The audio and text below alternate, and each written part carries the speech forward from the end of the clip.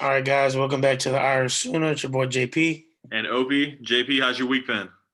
It's been good, man. It's been good. No, it's been a little bit, but we back at it.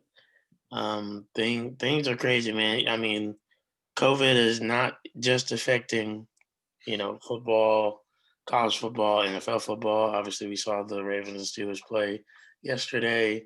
Yep. Um, and Nice it, I mean, 3:30 afternoon kickoff yeah, yeah, on a Wednesday. yeah, crazy. It's affecting both of our jobs, and then because of our jobs being affected, it's a little bit affecting the podcast, Right. unfortunately. So, I was we gonna say, it want feels like it's been about 6 weeks since we recorded an episode, to. I know it's but really I only mean, been it's a week probably and only a been half. two, Yeah, but still, it just feels like it's been forever. it does. It does, man. Yeah, like you How are said, you doing? I'm doing well. Like you said, COVID's affecting the job, and games are coming and going in very rapid fashion. Yeah, Had two cancellations we officially announced today, but there's more things on the horizon and things are okay, looking up. So we'll see what happens. absolutely. Tough loss earlier this week to Wichita State on the road. Had a chance to Yeah, go in and upset them a little bit, but they pulled away late and won that game by I think 3 or 5. yeah. You gotta rip that ORU basketball hoodie. You know, Rip it. something slight for a late night recording. Right. Show the fans. Exactly. Yeah. Yeah, man. It like you said, guys, it's been a crazy couple weeks. It's ramped up a lot here lately. But we're just glad to be able to get this in real quick. Um, I think Notre Dame last week played North Carolina, correct? If I'm Correct. not mistaken. Won by 14, Correct. right? Yep. So that's Touchdown win there. another quality win they add to their resume.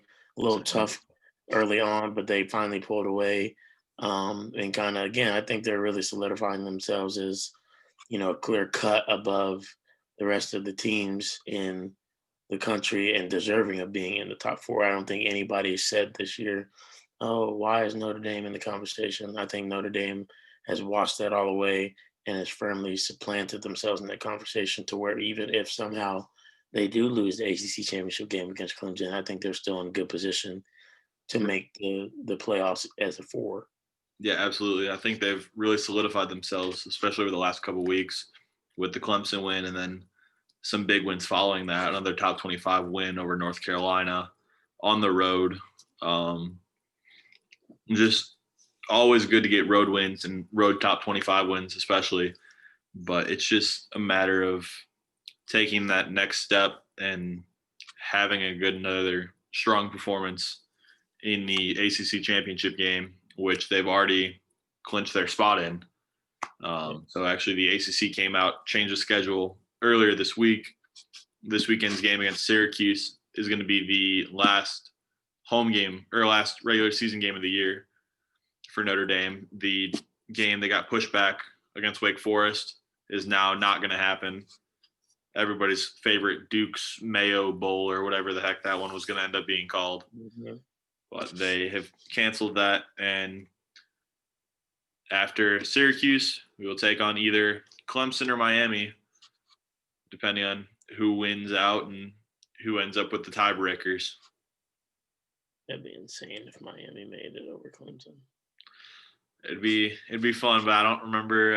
I don't really want to think about the last time we played Miami in a big game. Yeah, So yeah. Now listen, this could be the best Notre Dame team of our lifetime. I Um, would I would say that you're probably right. Honestly, I mean, because you think about it, like you go back, you can go back to the Brady Quinn era, the Jimmy Clausen era. Like those are fun teams to watch, but they didn't get too far as in the postseason as far as like this team has. And then you had the 2012 team that everybody thought was going to be the one, got smacked by Bama, right, Yeah, 42-0. And then you get the 2017. Was that 20? 17. Yeah, Was it 2017 or 2016? It was no, it was in 2017. It was either 17 or 18. I think it was It was 18. 18. Yeah, It was 18. 2018. It was 2018 when they got smacked by Clemson in the Cotton Bowl. Yeah. This team has proven that they can hang with the best because they beat number one Clemson already, and True. they for the most part, besides maybe I don't know who it was early that they struggled with and beat by like 6 points. Louisville. Louisville. Besides Louisville, they've really handled every other game, and then they beat number one Clemson, albeit it was at home. But beating a number one team is beating a number one team. Also, And Clemson was down 5 defensive starters and had DJ in. But I know that's things that people are going to throw out. And I think you and I both know. the defensive starters is a valid point for sure. But at the same point, Clemson has so many 4- and 5-star recruits. Yeah, I mean, they have talent 17 people deep on the depth chart. Absolutely. The kid who will never touch the field is still a 5-star. Yeah. I mean, you're not wrong. And, you know, I just – there is a little bit difference in experience, right? But regardless of any of that, like, you guys still showed up. The worst argument to me is the DJ argument because, like, again, and that's part of the experience. And you can say, oh, Trevor Lawrence has more experience. DJ still balled. Like, he threw for like 400 yards. Like, he balled out against Boston College. He balled out against Notre Dame. It's not like he played bad. Like, it's like one thing in 2 games, the man had, the only reason you got by is because he played bad. It's like, no, he played his butt off. Right. Y'all just played better. Exactly. Yeah, like in 2 games, the man had almost 900 passing yards, or it might have been over 900 passing yards. Like, just insane numbers for a true freshman quarterback making his first 2 starts. Like, insane. Yeah. But I don't know.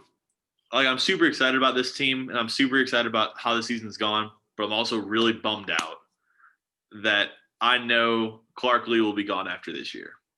Yeah.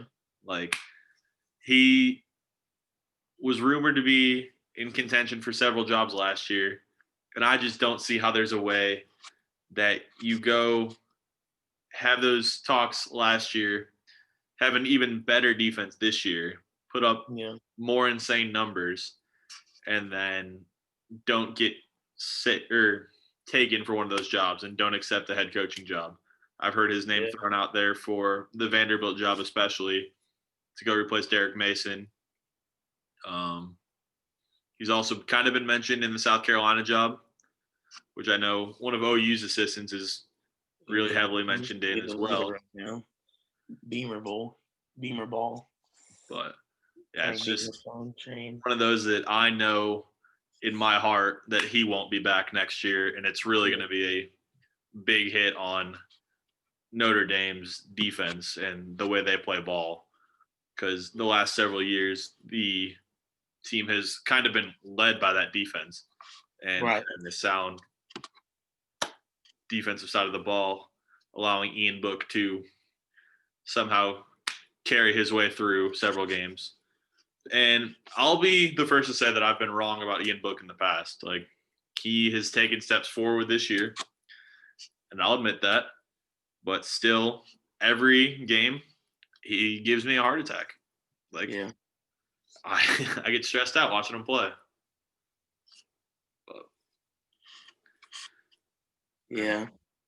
I mean, it's and, you know, really, when you think about it, guys, like going back over some of our beginning of podcasts that we started back in April. I mean, Opie and I were not sold on Notre Dame because of Ian Book. You know, like, we just didn't know.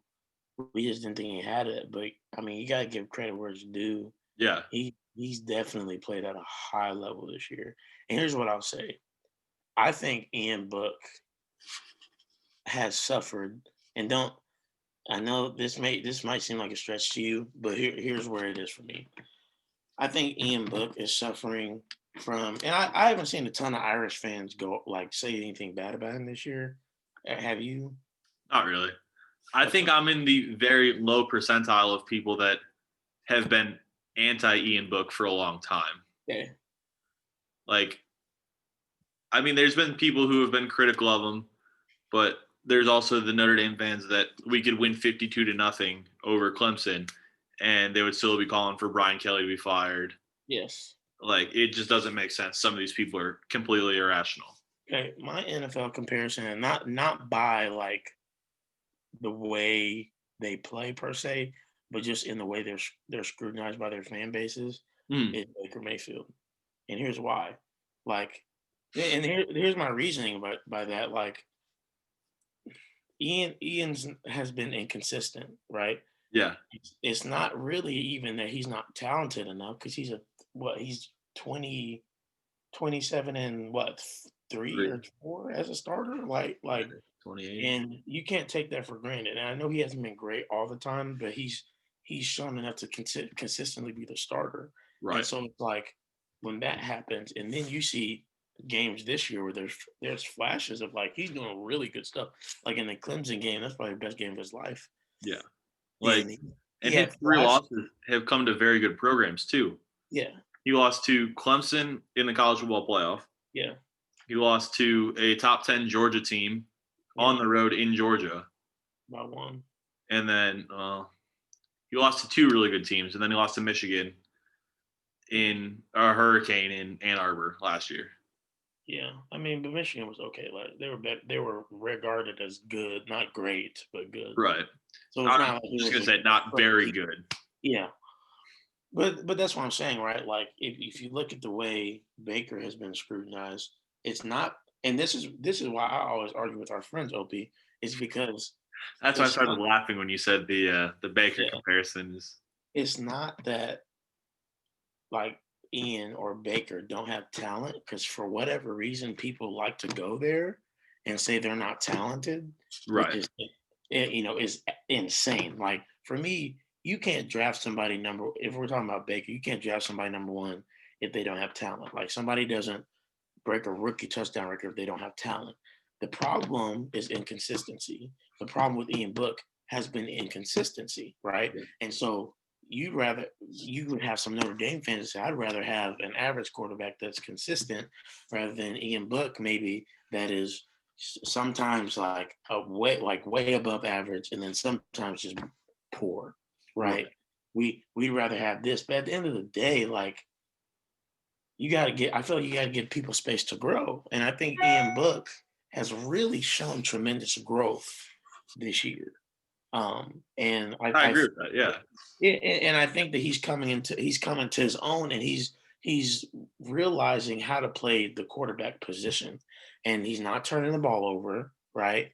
Right. He's getting things done when he needs to get them done, and he's making the throws he needs to make, and that's going to make most teams successful. And again, it's the same thing with Baker in the NFL. Like he's not turning the ball over right now. He's getting things done, and the Browns are 8-3. Like, why are you complaining about the Browns being 8-3? Literally. Well, when was the last time the Browns were 8-3? 1994. Okay, so same thing with Notre Dame. Why would a fan be complaining about Notre Dame being number two and in the driver's seat Right. for literally, sorry, in the driver's seat for competing in the playoff. Like, and I didn't look into this, but I don't care if you think Sam Howell outperformed Ian Book, who got the dub by more than 14 points. Right. You know what I mean? Like it's just, and there are some Notre Dame fans, like you said, like that, and I think he's unfairly scrutinized, and that people needed to give him an opportunity. And when he makes them eat crow, they need to eat their crow. Exactly. So I think kind of going back on what you said, um, how he's really grown into this position this year. I think it's really helped having Tommy Reese be his offensive coordinator this year. And Tommy Reese played quarterback at Notre Dame, obviously a very successful quarterback at Notre Dame. So it kind of helps having that quarterback mind and someone who's been in that same pressure, that same situation of being a 20-something-year-old kid Yeah, on a team that's on national television every single weekend, yeah, leading a fan base that scrutinizes you immensely for every little detail. yep, And being able to learn from him, I think that's really helped Ian Book grow into this newfound quarterback that we found this year. So I'm really, really glad with what we've seen out of him this year. yeah. And hopefully it can continue and Yeah. end up in the college football playoff spot. I mean, and you just said it right there, Obi. Like it's all about fit. Like when you get the right person with you, Yeah. good things, and that's what it is for the majority of quarterbacks in college, and then even in the NFL. Like you have to have somebody that understands how to maximize your strengths. Unless you're an Andrew Luck, unless you're a like not even Tom Brady. Tom Brady grew into who he is. He was not that right out of college. Like unless you're a Tom Brady, unless you're Peyton Manning, unless you're a John Elway, Andrew Luck, maybe even Trevor Lawrence, right? Like these generational type quarterbacks. Yeah. And even lesser really. And Dan would like that say this, but even Matthew Stafford, like Matthew Stafford's been through a lot, but he's put up numbers because he's that good. He just is That's in true. Detroit, right? But most quarterbacks need a good play caller and somebody that will maximize their strengths to be successful. They fall into that category. And if you don't, then people are going to say, oh, he's not doing well. Like they need to be set up for success. And so, I mean, you look at Joe Burrow, right? Like what happened? What happened between his junior season at LSU and then his senior season? What Right. was the change? Okay, they bring in Joe Brady from the Saints and tweaks offense, and the dude has the best season that a college quarterback has ever had. After going, he threw 16 touchdowns and 5 picks, 16 to 5, and then he went 60 touchdowns to like what 6 picks? Right. That is stupid, right? And that not everybody's gonna make that jump, but it's like that that shows you how much it really meant. Like, why do you think like Oklahoma's seen the QBU? It's because of Lincoln Riley. Like he sets his quarterbacks up for success, no matter who they've been. Baker, Kyler, and you can say obviously Baker, like he was the number one pick, regardless of if people want to say he's talented or not. He was talented enough to win the Heisman. Okay, like Kyler Murray was, we all know is a generational talent. Like we get that, but then he's like, okay, you saw what he did with Jalen Hurts, who was left on the washerboard at Alabama, right? You saw what he did with him, and he didn't just say, "Oh, this is my system. I'm gonna conform you to it." He said, "No, I'm gonna conform to you and maximize your strengths." Was made him finish second in Heisman voting and allowed him to go to the second rounder. Now we see him doing it again with Spencer Rattler, who's been graded in the top 5 of most PFF categories. Mhm. How does it keep happening? Lincoln Riley understands that you have to maximize the quarterback's play and find what he does well.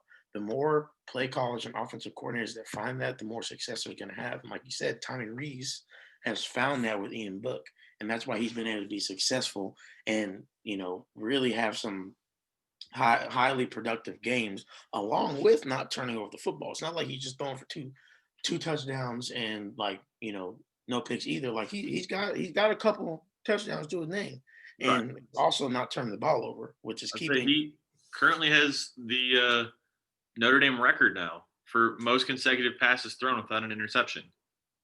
There it Like is. he's nearing 300 consecutive passes without a pick. Like Leave dude alone. it's insane how much he has grown this year.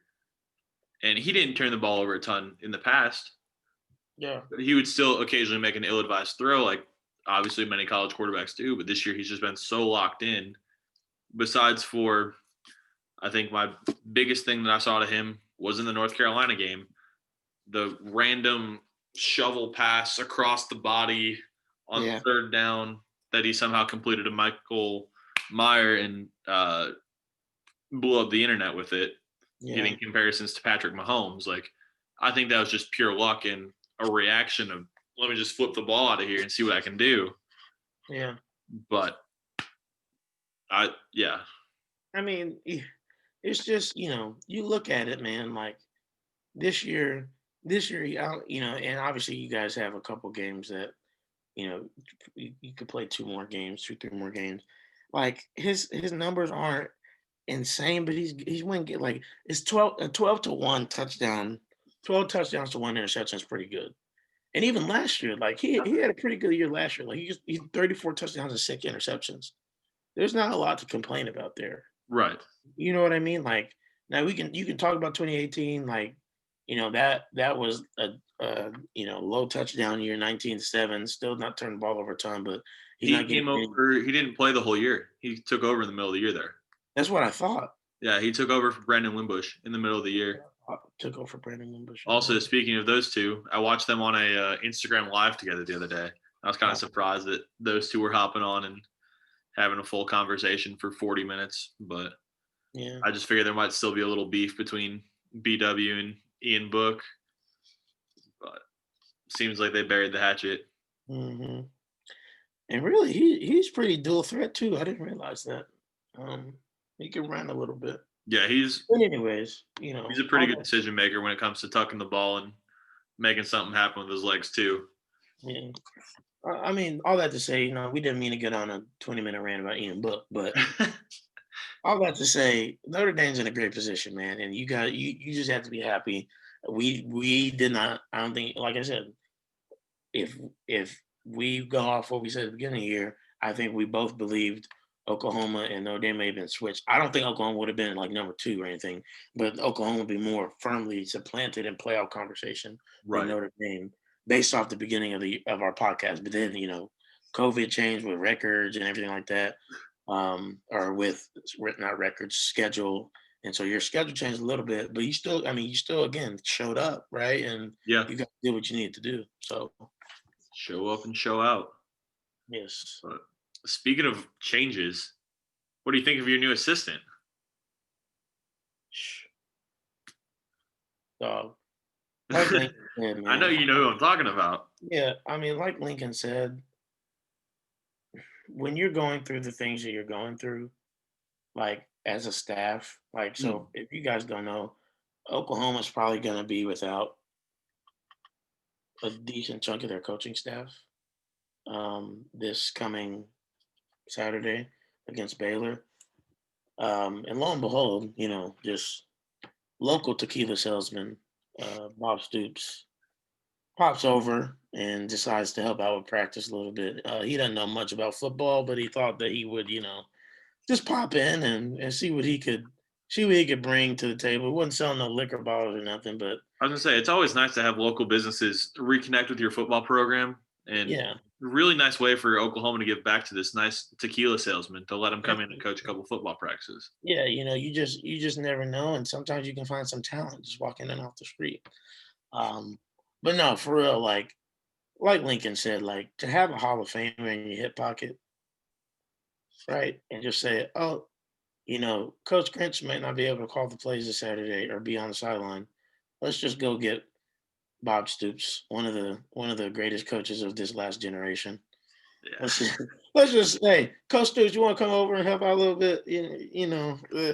I was loving it on Twitter this weekend, man. This week. It was great hearing that, and I'm hoping, right, that I don't know how they make it work. I trust him, but I don't know how they make it work if Coach Grant could like sit from home and say like, hey, why like have a 22 feet or something like that and be like, hey, make sure I don't know. Obviously that'd be difficult, but yeah, yeah, we'll see, man. And I guess I'll just run with that and kind of dive into OU's game real quick this week. yeah. If It you don't works for mind. me. I'm gonna step away for 2 seconds, grab my charge, and I'll be right back. Go ahead. Um, so yeah, OU's playing Baylor this week, and at least that's the hope. And right now, all indicators are pointing towards OU playing. Last week they're supposed to play, excuse me, West Virginia in a night game, and that was going to be in semi big game. If OU would have won, then they would have kind of more solidified their standings in the Big 12. If they went out, then they are going to be able to be in the Big 12 championship no matter what because Kansas State lost again. And actually, to Baylor, Baylor beat Kansas State last week. And so, because of that, OU now controls their own destiny in going to the Big 12 championship. However, crazy enough, West Virginia is dealing with some COVID issues, and if West Virginia has to cancel the OU game, I think by default OU would get in the Big 12 championship, and I'd be fine with that. I prefer that, to be honest. I'm cool with that. It's cool skipping the last week and get a Big 12 championship game and see what damage we can do. But West Virginia is going to be a scarier game than Baylor was going to be. West Virginia has a winning record. I think they're 5-3, playing some decent football.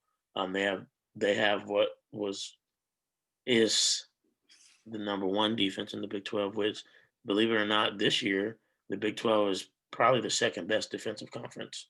SE, I don't even know if I'd say the SEC is the best. I think the Big 10 statistically has been the best, and then is the Big 12 has more statistical defenses, believe it or not. The Big 12 is actually playing it, and it's because all the rest of these, most of the SEC teams, they're having to deal with more spread teams now, like Ole Miss and Mississippi State, and True. other. And so now they're having to. They don't have the scheme for that. And the Big 12 has had the scheme for that, and they're used to that. And so now it's looking worse on the SEC's defenses, and so it's. And some people say, well, the SEC just has better athletes, so the offenses are better. It's like, oh, don't do that. So you were quick to say the defenses are just so bad in the Big 12 when it's really the offenses are pretty good. So like let's keep the same energy, right? If you're gonna say that about the Big 12. But anyways, um, Baylor is 2-5 right now, with their wins coming at Kansas State last week, or excuse me, last weekend with a game-winning field goal, and then the only other win coming at the beginning of the year to hapless Kansas, who just will lose to everybody. They lost in double overtime to West Virginia, so they gave West Virginia run for their money. Texas only beat them by 11, but Texas is Texas, and who knows what's going on.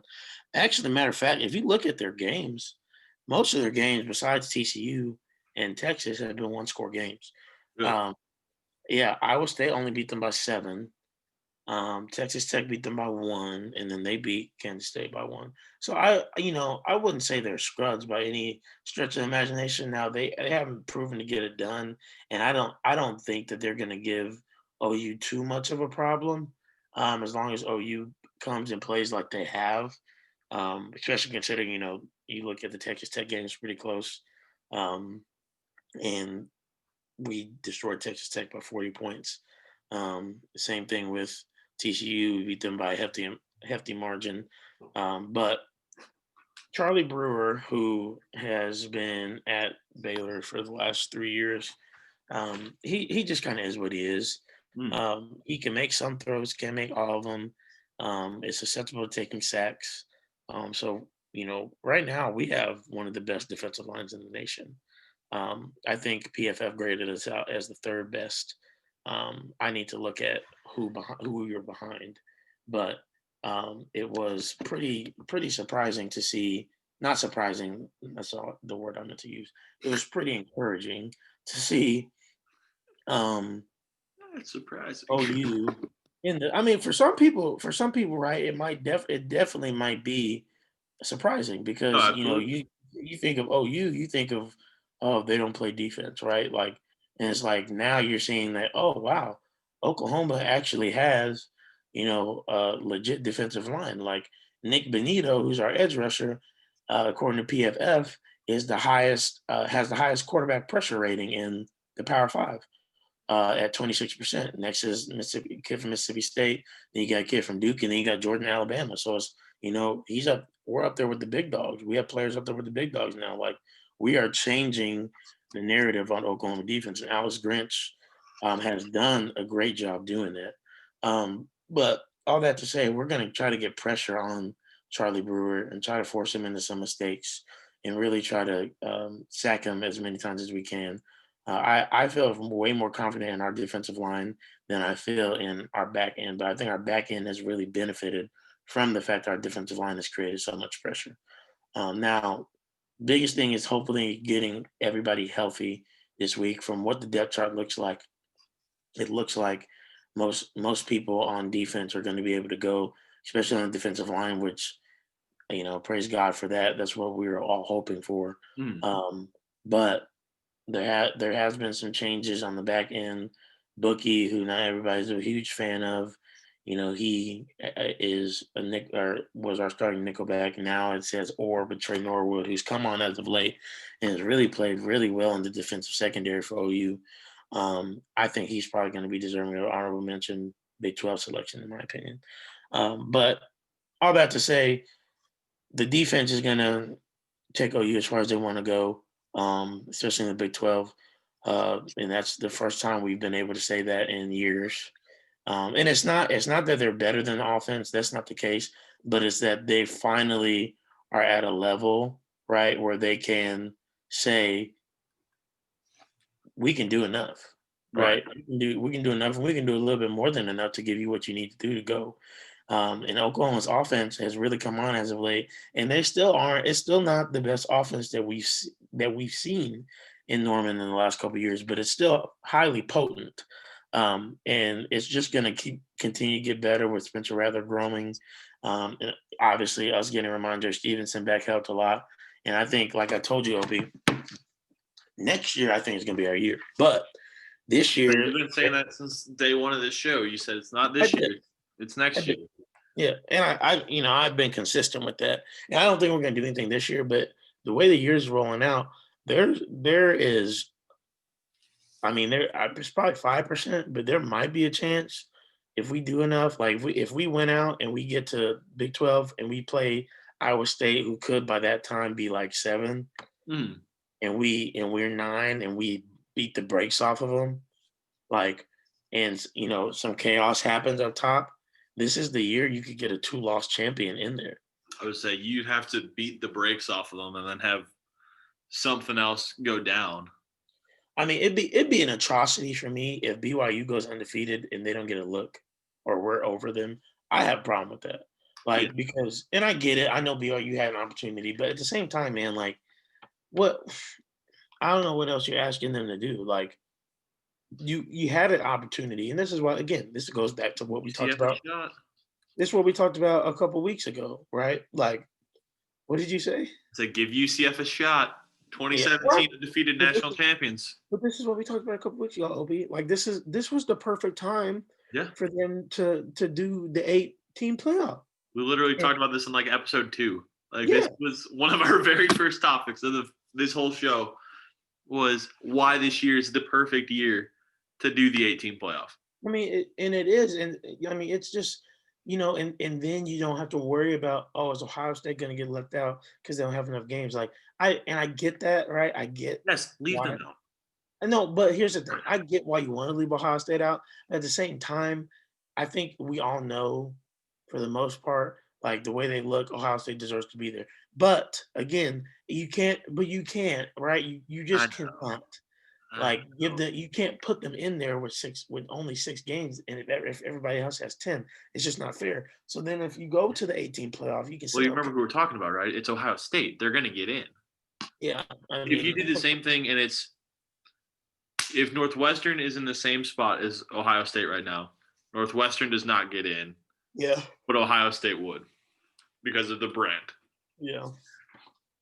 It just is what it is. But we'll see. Anyways, I'm hoping that OU just whoops Baylor this Saturday. It's their last home game, senior night under the lights. Um, Spencer Rattler's going to be out there. I hope he's going to do a great job. I think he's going to do a great job. Ramondre Stevenson is going to be great. Um, and like Opie said, like I don't think Shane Beamer is probably going to be with us much longer. He's our tight ends coach and special teams coach. Dude's. I mean, he's just done a great job recruiting. And our tight end position and fullback position has always been loaded, but he's just continued the tradition. I mean, Stogner, who unfortunately is probably gonna be out the rest of the year, and I'm gonna tell you this story, Opie. My Oklahoma fans, you guys have probably read this, but crazy enough, dude. Like, so against Kansas, he got chopped at the knees, or was it Oklahoma State? No, he didn't even play against I Oklahoma was State. gonna say, I think he was out for that Oklahoma State He game. so it was against Kansas. He got caught the ball up top, and the guy went for his knees. And so, like, I thought it was gonna be bad, but they said it was gonna be a bone bruise, and he's fine, right? And so, long story short, he was gonna end up being okay, but then his knee, I guess, felt weird, and so he had strep, right? And strep throat kept him out of practice, and then for some reason, because he had strep, it got, and it's a weird story, dude. It went down to his knee bruise, Okay, and so he that's what I was confused about at first when I made the first face. well, and Because he you're like, developed. his knee hurt, so he had strep. Well, not, and that's not why, but I'm saying, like, he had strep, but his knee started to feel weird, and apparently the strep he had caused a staph infection in his knee, and What? so he had to get surgery. And they said if he didn't catch it earlier, chances are he could have potentially had to lose the limb. Yeah, it's wild. It's a wild story, and I was like, "What?" So something that should have been a 2-week injury maybe is we could potentially not have him the rest of the year. Yeah.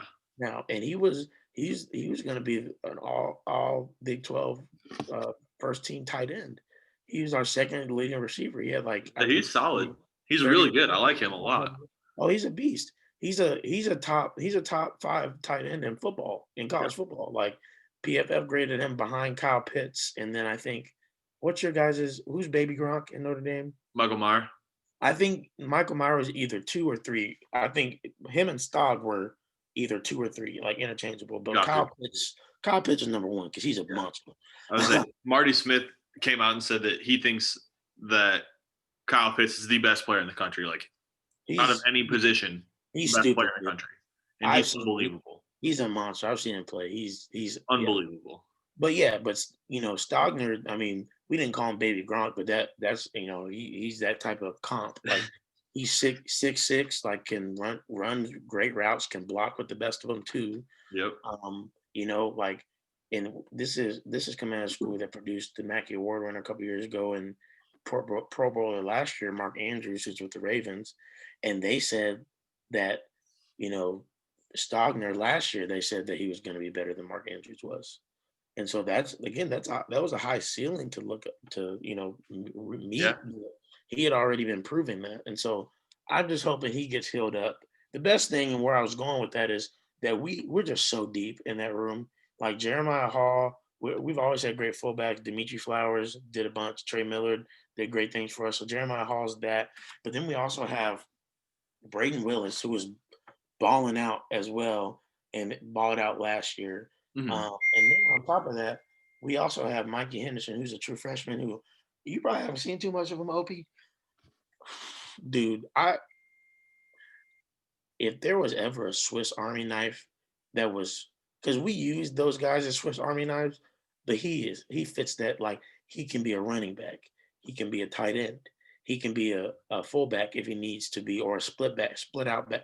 I mean, the dude's ceiling is unlimited because he's 6'2", but he's like 230 and he's got like 4.6 speed, 4.5, 4.6. Yes, yes. So just him in a Lincoln Riley offense, it's like we just haven't seen a ton of them. I think because I don't know if they're trying to like protect him or what. But when we see like when he gets in the game, there's flashes. You're like, oh my god! Like when you put Spencer next year, when you have Spencer Rattler out there, and then you got the number 1 wide receiver in 2019 with Jaden Hazelwood out on the wing. You got Marvin Mims, who is graded out as the best freshman receiver, I think, right now in the country, on the other side. And then you got 5-star Theo Weiss on the outside. And then you potentially have Trajan Bridges, who is also a 5-star on the inside. Also coming in, Mario Williams, who is the consensus number 1 or 2 wide receiver in the 2021 class, 2021 class, coming in as a freshman, right? Potentially Emeka Egbuka, who is his like 1 and 2 are him and Emeka Egbuka, who is coming to visit Norman this weekend, and we're rumored to potentially be in the league for him. So what I'm saying is, it's going to be a great show on turf.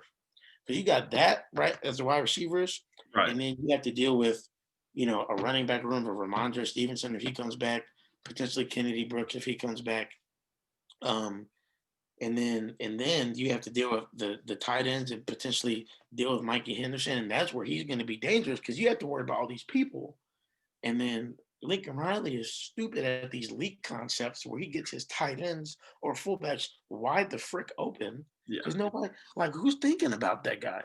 And when you have a 6'2", 230, 4'6" fullback, like, what are you going to do about that, right? Like, Yeah. and it's just How do you defend this? it just makes me salivate and thank God every day that Lincoln Riley is our head coach and calls, like, people get mad because they're like, I just can't wait for you guys to run him off. Like, I really just can't wait. I don't know. Look, that's a small, like you said, the small percentage of Ian Book fans. That's a very small percentage of Sooner fans that say some stupid stuff. Yeah. Because, like, I don't care that he calls like people care that he calls the plays. They're like, you can't win the next chips, you call plays. I'm like, let him call the plays. Because for every maybe missed or botched 4th down and 2 call, there's the I don't know if you saw it the other day, it was against Oklahoma State where he had I think they put in the top 10. He had Ramondre Stevenson shift over to Okay. the left and took a direct snap and then had him hand it off to Spencer Rattler like he was going to be the running back. And then they faked the pitch and then they got the tight end wide open on the side.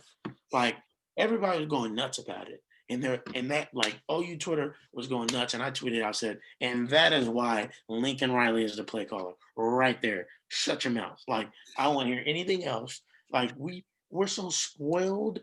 Like we get mad at 1 or 2 missed play calls when Yeah. there are 35 gold mines that anybody would love to have. And that's why I try to tell them, I'm like, please just shut up. Listen, I just really can't wait until you run him off somehow, and he just goes and torches it with some random school as well. Like either that or he'll go to the NFL and he'll get an Listen, offensive coordinator job and just kill it there too. Opie, if we ran him off, I'm not I'd still be a fan, but it'd be very hard because we ran you understand who else we ran off, correct? Yeah, I do. Brent freaking Venables. Yeah, I remember. Wilson right now, who's a 2-time now national champion and has had some monsters on defense. And we ran him off because we were mad. And we, obviously, and part of it was that, and part of it was that Bob Stoops brought in Mike Stoops. But the reason Bob brought in Mike Stoops in the first place was because the fans were getting pissed off over nothing. They were getting pissed off about us being 25th ranked. Jay, did I strike a nerve here? Yes. It's 12:15 in the morning and Jalen is pissed off. But I digress. All of that to say, this weekend, okay, I think Oklahoma's going to take care of business to the tune of, I don't even know what the line is. I think the line's probably 20 something. But I'm going to say we're going to win by 28. I won't put a score to it. Maybe 56-28. Something. I don't think they'll score 28 points on us either. So somewhere around there. But I think we'll take care of business. Hopefully we get to play West Virginia the next weekend. And if they forfeit, that's fine. We'll get in the Big 12 championship and look forward to hopefully playing in the Sugar Bowl and wrecking an SEC team. Wreck 'em. But I'll take Notre Dame really quickly because there's not a whole lot to talk about. They have the abysmal Syracuse Orange this week. Syracuse is 1-9 with their 1 win coming over an also very bad Georgia Tech team. So really not a whole lot to talk about. Notre Dame's already clinched their spot into the ACC championship game, like I mentioned earlier. So, yeah, the last couple weeks, they lost to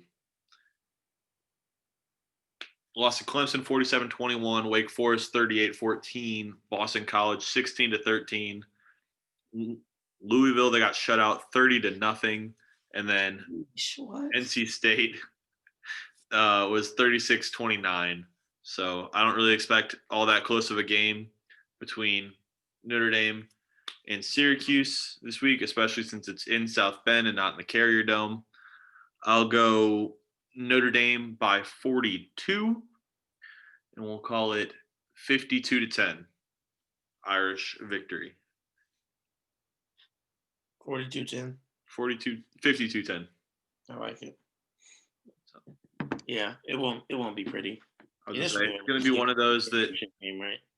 Notre Dame's gonna do something dumb in the first quarter. They'll let them hang around, and then they'll blow the doors open. You'll turn it on. Yeah. Okay. You'll get BK Purple on the sidelines, and then everything will start clicking on offense. Kyron Williams will run for 150 yards and two scores, and it's game over at that point. Yeah, I have nothing to say to that. I'm sure that'll happen. Syracuse is not very good. You got if you guys struggle with them, it would be on par for Notre Dame teams of the past, but I don't think you guys will. No, what's on par for Notre Dame is to lose to this Syracuse team. That's fair. Have a perfect year up until this point and then blow it. I'm not going with it. But anyways, I digress. Like I said, Notre Dame 52, Clemson, or not Clemson, Syracuse 10. I'm already looking forward to the championship. That'd be quite the score. Yeah. Okay. Well, guys, we don't have much else to talk about. That's going to be it for this segment of the Irish Sooner. We are going to try to hop on it early next week and get it in. Hopefully, we're talking about conference championships and both of our teams being in there, and we can focus on those games. Hopefully, I know by next week if Oklahoma's going to be in it or not. For sure, that'd be nice. But if we have to play another game to solidify it, that's fine too. I'll be praying for you. Got a game this week you're going to, right? Is that right? Oh, I thought you had a game. Oh, I'm sorry. Yeah, it's all right. We got canceled this. That was one of the ones that got canceled this afternoon. Okay. Okay. Well, in that case, I'll be praying for my little sister, who is going to be running in her first collegiate indoor track meet at Kansas State. For those of you who don't know, I've talked about it a couple times, I think, on the podcast, but my little sister, Grace Posey, is a sprinter at the University of Oklahoma, believe it or not. Runs deep in our family, so grateful she gets to be there and run for them. The true athlete in the family. I mean, yeah, I'm not gonna lie, she's the best athlete. I have to kind of admit that now. But, He says at this point I can't deny it. but she is a beast, and she is going to be running in her first indoor track meet as an Oklahoma Sooner. So she's really excited. She got through all her COVID tests, and so she's very ready to go. She's going to be at the hotel tomorrow. She, for whatever reason, now here's the thing. I know she didn't mean it to be. She didn't mean it to be like rubbing it in my face, but she just sends my mom and dad and I a little text. Oh, look what they gave us. Brand new white, all white Nike cleats with the swoosh is like multicolored, and then the bottoms are like blue and orange. I mean, just what? Matter of fact, hold on. I mean, just like I'm about to get this text, aren't I? yes. I was like, come on. I'm gonna try to show the fans too. I'm gonna send it to you as well. But All right. if can you see that? Kind of. Oh. I mean, come on, dog. Like, just fresh, just right. And Just something slight. and then today she FaceTimes me like, oh, look what they got us for the meet. 3 pairs of sweats, 3 pairs of shirts, 3 pairs of jackets to wear at her leisure, whatever she wants to, as long as it's OU gear, right? This is hundreds of dollars of stuff that she just gets like every 2 weeks.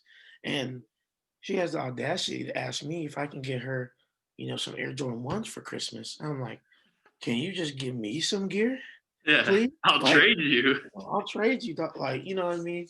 But no, in all seriousness, man, I'm proud of her, and I'm grateful she's put herself in that position. And it's cool she gets to be spoiled and all that stuff. And where the ending of what I was getting to in that was that she was like, "What should I choose?"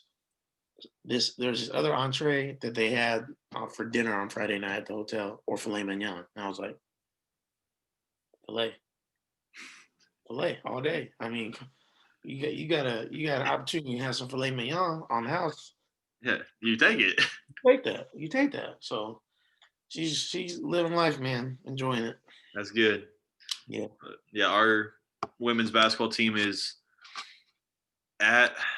I'm gonna mix it up. I think they're at Nebraska tomorrow, and then at Kansas on Sunday. So 2 more big games for them. They just played Arkansas the other day, and then played Oklahoma State earlier this week. So they're competing, and then slowly going to start making it back home to their conference slate and their non-conference games that we have at home. Yeah. So looking forward to plenty of games of basketball coming up in the next couple weeks, and looking forward to being around live sports once again.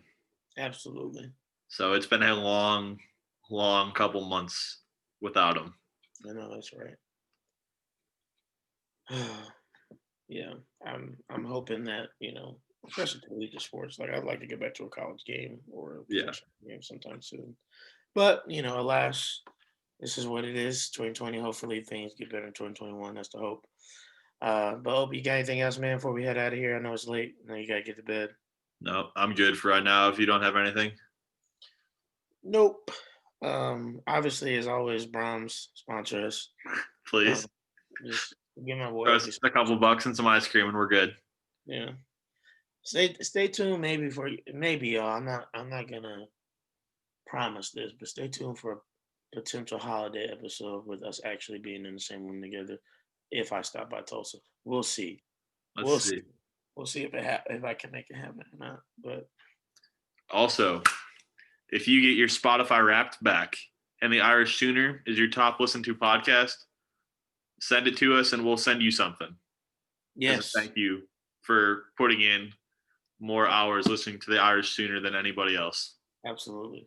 So if you can prove to us that is your top listened to podcast of the year, let us know and we will take care of you. Absolutely. Absolutely. We love you guys and appreciate you guys being with us for as long as you have, whether it's two of you or 300. We appreciate it. For real. Absolutely. But with that being said, Go Irish. and Boomer Sooner, I don't know what happened with that one. Hey, it's all right. We'll get you through puberty at some point. Facts. All right, y'all. All right. See y'all.